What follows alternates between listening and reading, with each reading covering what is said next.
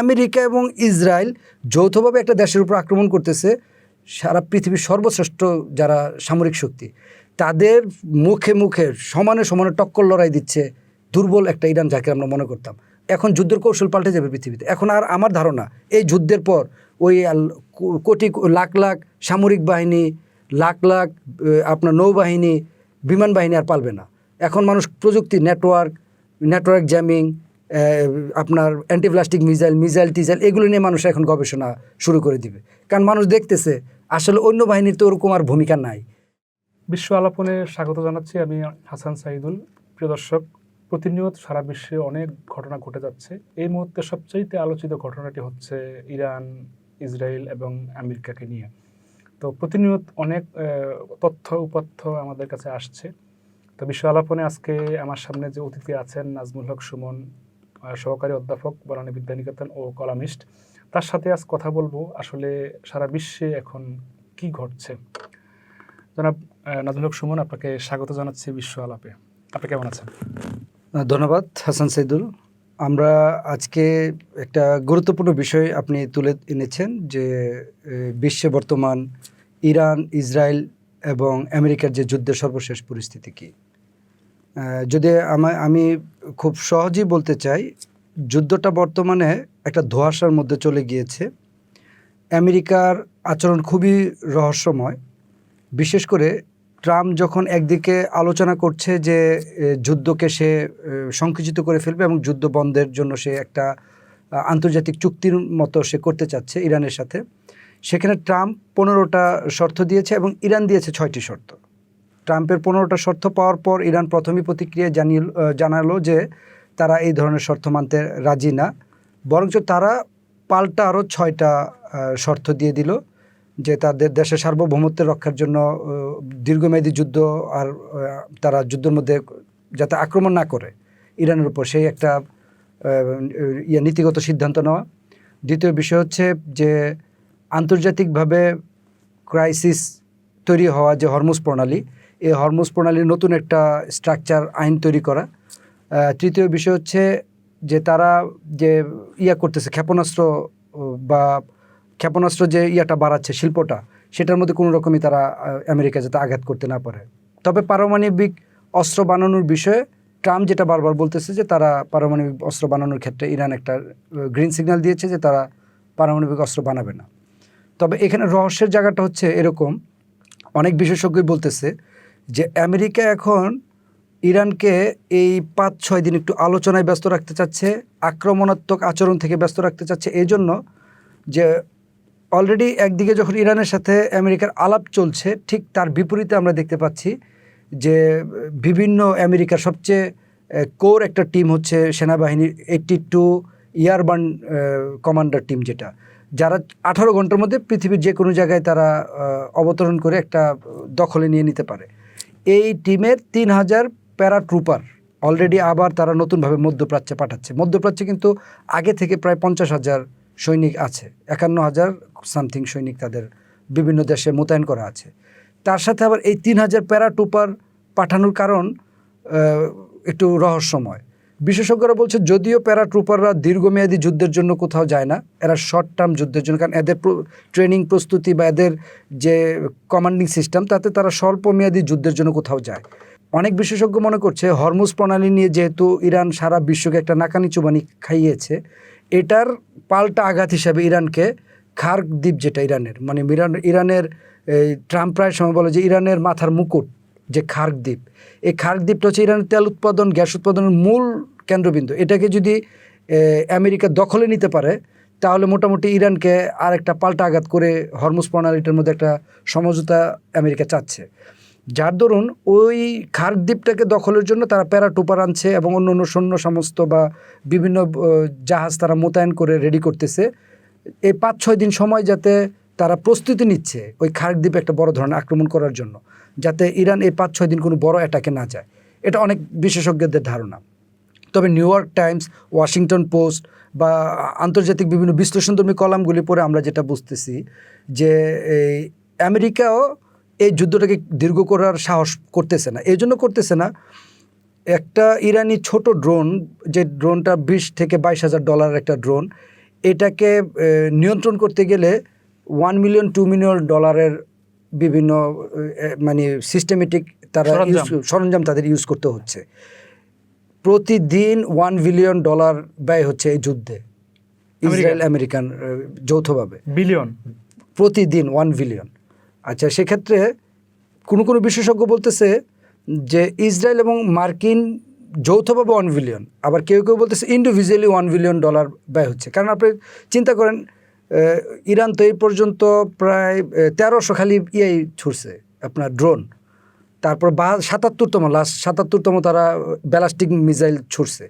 এই drone, missile, অ্যান্টিব্যালাস্টিক missile এগুলা রোধ করতে গিয়ে আয়রন ডোম, নেটওয়ার্কিং জ্যাম, বিভিন্ন সিস্টেমে এত পরিমাণ ব্যয় তাদের করতে হচ্ছে, এবং সৈন্য মোতায়েন, এগুলা বিভিন্ন লজিস্টিক সাপোর্ট, সব মিলিয়ে একটা বড় ধরনের হেজিমনিতে আছে আমেরিকা, যে আসলে যুদ্ধটা কন্টিনিউ করা উচিত কিনা। এর মধ্যে আবার ইরান তাদের যে প্রক্সি বাহিনী, আপনারা জানেন যে ইয়েমেনের হুতি, তারপরে লেবাননের হিজবুল্লাহ, তারপরে আপনার কী বলে গাজার যারা আছে, গাজার ওই যে আক্রমণ করছিল যে ইরানে আর ইসরায়েলে হামাস, এই সবগুলোকে এখন আবার এট এ টাইমে আস্তে আস্তে সক্রিয় করছে। গতকালকে আপনার ইরাকের যারা ইরানের প্রক্সি বাহিনী, তারা বলে দিচ্ছে যে তারা এখন পুরোপুরিভাবে যুদ্ধে তাদের মোতায়েন করবে। আলটিমেটলি আমেরিকা চিন্তা করতেছে ইরানকে যদি এখন বেশি নাড়াচাড়া দেয়, তাহলে মধ্যপ্রাচ্যে যে আমেরিকার স্বার্থ সংশ্লিষ্ট যে বিষয়গুলো আছে সবগুলো এলোমেলো হয়ে যাবে পরিস্থিতিতে, যার কারণে আমেরিকা নিজ থেকে যুদ্ধটা ক্লোজ করতে চাচ্ছে। বাট ইসরায়েল কিন্তু এই যুদ্ধটাকে আরও স্প্রেড করতে চাচ্ছে। ইসরায়েল যে যুদ্ধটা স্প্রেড করতে চাচ্ছে, ছড়াতে চাচ্ছে, এটার একটা প্রধানতম লক্ষণ হচ্ছে আপনার লারিজানিকে তারা হত্যা করলো। যদিও লারিজানি আন্তর্জাতিকভাবে একজন গ্রহণযোগ্য ব্যক্তিত্ব, যে রাজনীতি এবং যুদ্ধ দুইটার মধ্যে সমন্বয়কার একটা সেতু বলা চলে লারিজানিকে, ইরানের সেই লিডারকে তারা হত্যা করলো। এই হত্যার মাধ্যমে এই বার্তায় তারা দিচ্ছে যে লারিজানি যদি বেঁচে থাকে তাহলে আমেরিকার সাথে ইরানের একটা শান্তি চুক্তি হয়ে যেতে পারে, দ্রুত একটা যুদ্ধ বন্ধের একটা সমন্বয় হয়ে যেতে পারে। এই সমন্বয় বা সেতুটা ভাঙিয়ে দিচ্ছে ইসরায়েল, যাতে কোনো রকম আলাপ আলোচনা করে তারা যুদ্ধের একটা এন্ডিং না টানতে পারে। তার একটা প্রমাণ আমরা এখন দেখতে পাচ্ছি। লারিজানি বেঁচে থাকতে, লারিজানি হচ্ছে এরকম একজন ব্যক্তিত্ব যে কট্টরপন্থীদের এবং যারা উদারপন্থী দুই জনের মধ্যে সমন্বয় করতে পারে। কট্টরপন্থীদেরকে সে বোঝাতে পারে, তার ডিপ্লোমেসিটা খুব হাইলি ডিপ্লোমেসি ছিল। পরমাণু চুক্তির ক্ষেত্রে আমরা সেটা দেখলাম। ইউরোপীয় ইউনিয়ন আমেরিকার সাথে পূর্বেও বিভিন্ন সংঘাতের দিকে ইরান চলে গিয়েছিল, সেখান থেকে সংঘাতকে সেভ করে আনা, এবং যে কোনো যুদ্ধ বা সংঘাতে সে খুব ডিপ্লোমেটিক ভাবে আলোচনা, ডিপ্লোমেসিটা খুব স্ট্রং ডিপ্লোমেসি সে মেনটেন করে। এই জায়গাটায় ইরান আঘাত করে চাচ্ছে যে কোনো রকম যাতে ইরানের পক্ষ থেকে কোনো সমন্বয়ক আমেরিকাকে কনভিন্স না করতে পারে, যুদ্ধটা যে দীর্ঘমেয়াদী হয়, এটা ইসরায়েল চাচ্ছিল। বাট আমেরিকার অনেক ক্যালকুলেশন করে দেখলো যে যুদ্ধ দীর্ঘমেয়াদী হয়ে গেলে, আসলে আমরা তো এর আগেও একটা পর্ব করেছিলাম, আমেরিকার ডলার এখন আপনার ওয়ার্ল্ড ওয়াইড একটা চ্যালেঞ্জের মুখে পড়েছে। যেখানে আগে ওয়ার্ল্ডের গত বছরের আগের বছরও সারা বিশ্বের সম্ভবত 73% আন্তর্জাতিক লেনদেন ডলারের মাধ্যমে হয়েছিল, এটা কমতে কমতে এখন আপনার 53% চলে আসছে। মানে প্রায় 20% ডলার লেনদেন সারা বিশ্ব থেকে অলরেডি কমায় ফেলছে। এই ডলার লেনদেন আরও কমে যাচ্ছে। কারণ কি, আপনার চীন চাচ্ছে সারা বিশ্ব থেকে, হঠাৎ করে স্বর্ণের দাম বেড়ে গেছে, কারণ হচ্ছে চীন সারা বিশ্বের স্বর্ণগুলো তাদের রিজার্ভে নিয়ে নিচ্ছে। চীন চাচ্ছে সারা বিশ্বের যারা লেনদেন করবে চীনের অর্থের উপর যাতে তাদের আস্থা বাড়ে, এই জন্য তারা সারা বিশ্ব থেকে স্বর্ণ কিনে এই স্বর্ণটাকে মজুত করছে, যে চীনের মুদ্রার প্রতি সারা বিশ্বের যাতে আস্থা বাড়ে। আর আমেরিকার স্বর্ণ অলরেডি আমরা যেগুলো পেপার পত্রিকা বা তাদের নিজস্ব সংবাদ মাধ্যমে পেয়েছি, যে আমেরিকার যে স্বর্ণ মজুদ যেটা ছিল এটা অনেক কমে গেছে। ডলারটা এখন তারা গণহারে ছাপাচ্ছে, কোনো স্ট্যান্ডার্ড ওইভাবে আর মেনটেন করতেছে না। এই ডলার, এই যার ধরুন সারা পৃথিবী থেকে ডলারটা আস্তে আস্তে মানুষ ট্রানজ্যাকশনটা কমায় ফেলতেছে। এবং ইরান কিন্তু সেটার উপর মরণ কামড় দিয়েছে যে হরমুজ প্রণালী দিয়ে যেসব জাহাজ যাবে তারা ডলারের লেনদেন করার প্রয়োজন নাই, তারা ইউয়ানের লেনদেন করলে আমরা জাহাজগুলোকে ইজিলি যেতে দেব। এটা একটা চরম আঘাত হিসেবে আমেরিকা দেখতেছে, যার ধরুন আমেরিকা পিছুপা হচ্ছে যে না, ইরান যুদ্ধটা যে বেশি স্প্রেড করি, বেশি খোঁচাখুচি করি, চারদিক দিয়ে এটা আগুন জ্বলে যাবে, আমার স্বার্থ সংশ্লিষ্টতা বেশি নষ্ট হবে। এটারই লক্ষণস্বরূপ আমরা দেখতেছি যে আমেরিকা চাচ্ছে খুব দ্রুত যুদ্ধটাকে ক্লোজ করতে, ঠিক বিপরীত আবার ইসরায়েল চাচ্ছে যুদ্ধটাকে যে কোনোভাবে জিয়ে রাখতে। এই কিছুক্ষণ আগেই এই টক শোতে বসার আগেই আমরা 1 ঘন্টা আগে একটা নিউজ পড়লাম, আইআরজিসি ইসলামিক রেভলিউশনারি গার্ডের কোরের যে নেভি হেড আলী রেজা, তাকে কিছুক্ষণ আগে হত্যা করলো ইসরায়েল। তার মানে তারা কোনোভাবেই চাচ্ছে না আমেরিকা এবং ইরান একটা সমঝোতা চুক্তি সই হোক, বরঞ্চ তারা চাচ্ছে যুদ্ধটা যত বেশি বাড়বে তত ইসরায়েলের স্বার্থ এখানে রক্ষা পাবে। এখন প্রশ্ন আসলে দুটো, একটা হচ্ছে যে এই প্রেক্ষিতে কি এটাই প্রতিষ্ঠিত হলো, মানে একেবারে অলিখিত বলি আর লিখিত বলি, যে ইরান আসলে প্রভাবশালী এবং প্রতাপশালী একটি দেশ পরিণত হয়ে গিয়েছে? আসলে এই যুদ্ধটার আগে আমরা যতটুকু স্টাডি করেছি, আসলে গণমাধ্যমেরও একটা দ্বিচারিতা, ডাবল স্ট্যান্ডার্ড সারা পৃথিবীতে ছড়িয়ে গেছে। গণমাধ্যম, পশ্চিমা গণমাধ্যম যে ইরানের অনেক তথ্যপাত্য ভুলভাবে সারা বিশ্ব প্রোভাইড করেছে। পশ্চিমা গণমাধ্যম তাদের স্বার্থ সংশ্লিষ্ট বা ইসরায়েলের স্বার্থ সংশ্লিষ্ট বিভিন্ন তথ্যগুলো আন্তর্জাতিক মাধ্যমে ছড়িয়েছে। বাট আমরা যখন প্র্যাকটিক্যালি, আমাদের ভিতরে একটা ধারণা ছিল ইরানের একটা ভঙ্গুর অবস্থা, অর্থনীতির একেবারে শেষ পর্যায়ে, ইরান শেষ যায় অবস্থা। সেই ইরানে আপনি জানেন মনে হয় যে নিষেধাজ্ঞা এত ভয়ঙ্কর অবস্থায় গেছে, ইরানের যে বিমান বাহিনী, নামে শুধু বিমান বাহিনী, তাদের একটা বিমান রণতরী কোনোভাবে সেট আপ নাই যেটা দিয়ে আরেকটা দেশে গিয়ে তারা আক্রমণ করতে পারবে। কারণ নিষেধাজ্ঞা এত কঠিনভাবে ছিল, বিমানের পার্টস কিনে যে তারা লাগাবে সেই রাস্তাগুলা তাদের নাই, যার কারণে বিমান বাহিনী এক হিসাবে ইরানের অচল। তারা এই বিমান বাহিনীর অচলটাকে তারা পুনরায় একটা করলো, যুদ্ধের কৌশলে নিল। আপনি এই যুদ্ধটা খেয়াল করছেন, আজকে 27তম দিন যুদ্ধের। আমি খুব যুদ্ধটা নিয়ে ভাবছিলাম যে একটা ট্যাঙ্ক দেখলাম না, একটা সৈনিক দেখলাম না, কিন্তু যুদ্ধ হচ্ছে, কোনো মানুষ দেখতেছে না, বাতাসে বাতাসে যুদ্ধ হচ্ছে। কি যুদ্ধ হচ্ছে? ওনারা রকেট ল্যান্সার মারতেছে বা ক্ষেপণাস্ত্র মারতেছে, অ্যান্টি ব্লাস্টিক মিসাইল মারতেছে, ব্লাস্টিক মিসাইল মারতেছে, তারা পাল্টা এয়ারফোর্স বিভিন্ন বোম্বিং করতেছে। তার মানে পুরো যুদ্ধটা কিন্তু বাতাস। আপনি খেয়াল করেন, এখানে কিন্তু আপনার কোনো স্থল অভিযান নাই। আর্মি বলেন, নেভি বলেন, তাদের কোনো কার্যক্রম আমরা কিন্তু এখন দেখতে পাচ্ছি না। পুরো যুদ্ধটা হচ্ছে বাতাসে বাতাসে। এরা মারতেছে ballistic missile, anti ballistic missile, তারা বিমান বাহিনীর মাধ্যমে বম্বিং করতেছে। আলটিমেটলি আমি ইরানের এই শাসন ব্যবস্থাটা নিয়ে খুব স্টাডি করলাম যে এত নেতৃত্বের মৃত্যুর পর ইরান কীভাবে টিকে গেল। আপনি একটু খেয়াল করুন, বাংলাদেশে আমি এই বিষয় নিয়ে আমি বাংলাদেশের প্রেক্ষাপটটা মিলাতে চাচ্ছিলাম যে আমরা কি এই ধরনের কোনো দেখছি। তখন আমার কাছে মনে হলো যে আপনার বাংলাদেশের ইসলামিক দল যে জামাত ইসলামী, তাদের শীর্ষস্থানীয় 10 জনের মতো কে ফাঁসি দেওয়া হলো যুদ্ধ অপরাধী আইনে। একেবারে তাদের আমির, নায়েবে আমির, সেক্রেটারি, সহকারী সেক্রেটারি সহ একেবারে টপ 10ই তাদের ফাঁসি দেওয়া হলো। তখন আমার ধারণা ছিল যে হয়তোবা এই দলটা একেবারে নিঃশেষে বিভাজ্য হয়ে যাবে। কিন্তু আমি দেখলাম, এই যে আমরা দেখলাম লাস্টে কি হলো, যে তাদের 4-5% ভোট থেকে এখন 30%, 32% ভোটে তারা পৌঁছে গেছে। তার মানে কি তারা আরও শক্তিশালী হচ্ছে। তা আমি আবার চিন্তা করলাম যে ইরানের টপ মানে একেবারে তাদের আয়তুল্লাহ খুমিনি সহ, মানে শীর্ষস্থানীয় নেতৃত্ব সহ আইআরজিসির যে হেড, অর্থাৎ যে আমরা যেটা ইসলামিক রেভলিউশনারি গার্ড, তাদের সেনাবাহিনী প্রধান, নৌবাহিনী প্রধান, বিমান বাহিনী প্রধান, গোয়েন্দা প্রধান, সবাইকে একটা জায়গায় নিয়ে বম্বিং করে মেরে ফেললো, একটা জায়গায় তারা মিটিংয়ে উপস্থিত হওয়ার আগে। এই মৃত্যুগুলো, তার আগেও আরও কিছু সেনাবাহিনী, নৌবাহিনী প্রধানকে তারা মেরে ফেললো। আমার ধারণা ছিল যে ইরানে হয়তোবা খুব দ্রুত এটা 2-1 দিনের মধ্যে দখল হয়ে যাবে। কিন্তু আমরা দেখলাম কি বিপরীত চিত্র, যে আমরা নিউ ইয়র্ক টাইমস এটা রিপোর্ট পড়লাম, মোসাদের ধারণা ছিল যে শীর্ষস্থানীয় নেতৃত্বকে মেরে ফেললে মানুষের ভিতরে একটা ক্ষোভ সঞ্চার হয়েছে। অনেকটা তারা বাংলাদেশের মতো একটা চিন্তা করছে যে বাংলাদেশের সাবেক সরকারের রেজিমের বিরুদ্ধে যেমন সারা দেশের মানুষ বিক্ষুব্ধ ছিল, ছোট্ট একটা ইস্যুতে কোটা কেন্দ্রিক আন্দোলনকে করে পুরো বাংলাদেশ একটা হয়ে গেছে, এরকম একটা রেজিম চেঞ্জ হবে ওখানে, যে ছোট্ট একটু বিস্ফোরণ হলেই পুরা ইরানের মানুষ রাস্তায় নেমে যাবে এবং যে সাবেক যে শাসন ব্যবস্থা, ইসলামিক বিপ্লবী যে শাসন ব্যবস্থা, এটাকে তারা উৎখাত করে তারা ইসলামের শাসন রেজিমটা চেঞ্জ করে ফেলবে। কিন্তু চিত্র হলো বিপরীত। এখন আমরা ইরানের যে বিভিন্ন গণমাধ্যম, আমরা সংবাদগুলো কীভাবে বুঝতেছি, যেহেতু আমরা ওইখানে ফিল্ডে নাই, আমরা ইসরায়েলের গণমাধ্যম Haaretz, the Israel Times, Jerusalem Times, তারপরে ইরানের গণমাধ্যম ইরনা বা অন্য অন্য যে গণমাধ্যমগুলো আছে, আন্তর্জাতিক বিভিন্ন গণমাধ্যম, বড় বড় গণমাধ্যম, middle east mirror, middle East Eye, এগুলো আল জাজিরা সহ বিভিন্ন সংবাদ মাধ্যম বিশ্লেষণ করে আমরা একটা চিত্র পাচ্ছি কেন ইরান টিকে গেল।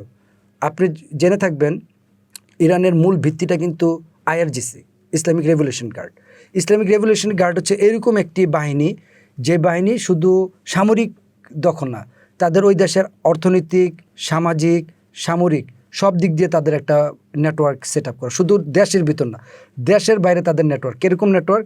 আপনার ইয়েমেন, তারপর হচ্ছে ফিলিস্তিনি, তারপর হচ্ছে লেবানন এবং আশেপাশে অনেক রাষ্ট্রে তাদের বিভিন্ন প্রক্সি ফোর্স, ইরাক, এই প্রক্সি ফোর্সগুলো তারা এই আইআরজিসি মেনটেন করে। এই ইসলামিক রেভলিউশন গার্ডটা কিন্তু আপনার 1979 সালে যখন ইসলামিক বিপ্লব হয়, তখনই ওই দেশের আর্মির উপরে আয়াতুল্লাহ খোমেনি বিশ্বাস রাখতে পারেনি যে আর্মির, পুলিশ, এদের মধ্যে কোনো একটা গুপ্ত দল যেগুলো গোয়েন্দা তথ্য পাচার করে দিতে পারে, তাদের এগেনস্টিকে দাঁড়া করল আইআরজিসি, ইসলামিক রেভলিউশন গার্ড। পরবর্তীতে এখন তারা পুরাটা দেশ একসাথে সমন্বয় করে ফেলছে। সেই ইসলামিক রেভলিউশন গার্ডটা কিন্তু সরাসরি কেউ নিয়োগ পায় না, তাদের আরেকটা প্রক্সি বাহিনী আছে, এটা হচ্ছে আধা সামরিক বাহিনী। এখানের ওই আধা সামরিক বাহিনী বর্তমানে প্রায় 10 লক্ষ ফোর্স আছে। ওই 10 লক্ষ ফোর্স, ওইটার নাম সম্ভবত বাইজাজ বা বাজাজ টাইপের। ওই বাজাজ থেকে বেস্ট স্কলার, বেস্ট ট্যালেন্ট এবং আত্মত্যাগ, স্যাক্রিফাইস করার মতো, দেশের জন্য সর্বোচ্চ স্যাক্রিফাইস করার মানসিকতা, যাদের ব্যাকগ্রাউন্ড দেশের জন্য একেবারে তারা জীবন দিতে পারে, নিবেদিত প্রাণ যেটাকে আমরা বলি, এই টাইপের বাছাই করা প্রায় 2 লক্ষ হচ্ছে আপনার মূল ফোর্সে আছে, অর্থাৎ আইআরজিসিতে আছে। অর্থাৎ আইআরজিসিতে কিন্তু 2 লক্ষ ফোর্স, আবার আধা সামরিক বাহিনীতে 10 লক্ষ, তারপরে তাদের প্যারামিলিটারি, পুলিশ, এয়ারফোর্স, নেভি, এগুলো মিলে ধরেন আরও বাহিনী আছে। তার মানে প্রায় 20 লক্ষ ফোর্সের একটা বাহিনী কিন্তু রেডি হয়ে আছে যে ইরান, ওই আমেরিকা অথবা ইসরায়েল ঢুকবে এবং তাদের কবর ওইখানে রচনা করবে তারা। এই কারণে তারা চুপচাপ বিভিন্ন সময় ক্ষেপণাস্ত্র মারে।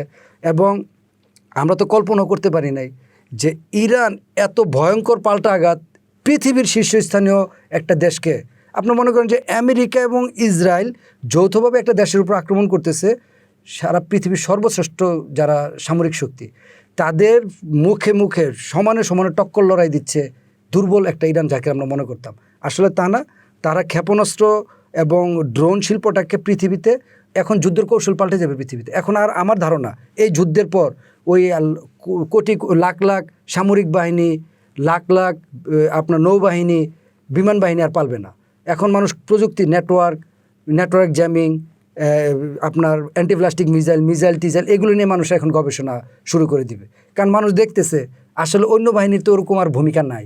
শুধু আপনি জানেন আইআরজিসিতে 4-5টা ডিপার্টমেন্ট আছে, এর মধ্যে হচ্ছে সেনা, নৌ, বিমান, মিসাইলের জন্য একটা, ব্যালাস্টিক ক্ষেপণাস্ত্রের জন্য ক্ষেপণাস্ত্র বাহিনী ওকে বলা হয়, এবং আরেকটা হচ্ছে কুডস ফোর্স। অর্থাৎ এরা কিন্তু এক এক ডিপার্টমেন্টে কাজ করে। ওই যে সমসাময়িক একটা প্রশ্ন ছিল যে কেন টিকে গেল এই রেজিমটা, কারণ তারা একক কোনো ব্যক্তির উপর ডিপেন্ডেন্ট না, তার প্রাতিষ্ঠানিক প্যারালাল। আইআরজিসি এবং ইরানের রাষ্ট্র কাঠামোটা পুরো প্যারালাল, ট্রেন লাইনের মতো।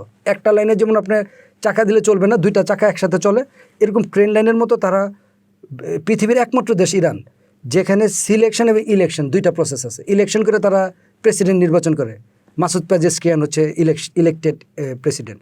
আর সিলেকশন করে হচ্ছে তারা জ্ঞানী, গুণী এবং যারা মনে করে দেশের জন্য এই লোকটা নিবেদিত প্রাণ, এদের একটা গার্ডিয়ানশিপ কাউন্সিল আছে, যেটাকে আমরা মজলিসে শুরা বলি।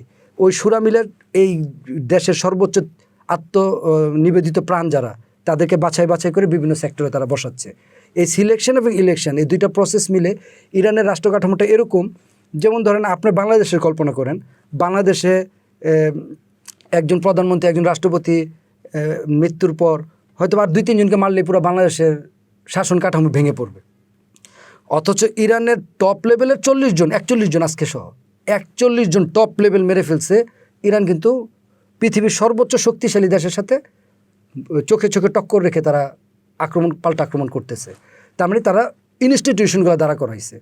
আপনি জানেন যে আইআরজিসি প্রত্যেকটা, ইরানের সম্ভবত 32টা প্রদেশ, 7টা হচ্ছে আপনার বিভাগীয় আছে, 32টা প্রদেশ এবং 7টা বিভাগীয়তে আইআরজিসি যে কমান্ডার, তাদেরকে নির্দেশ দেওয়া আছে, ওইখানে পুরো ডিসিশনটা তারা নিবে যে এখন কি ইসরায়েল একটা ক্ষেপণাস্ত্র মারা দরকার, হ্যাঁ মারা দরকার, ওই ডিপার্টমেন্ট চিন্তা করছে বা ওই প্রদেশটা চিন্তা করছে, তাহলে মারা দাও।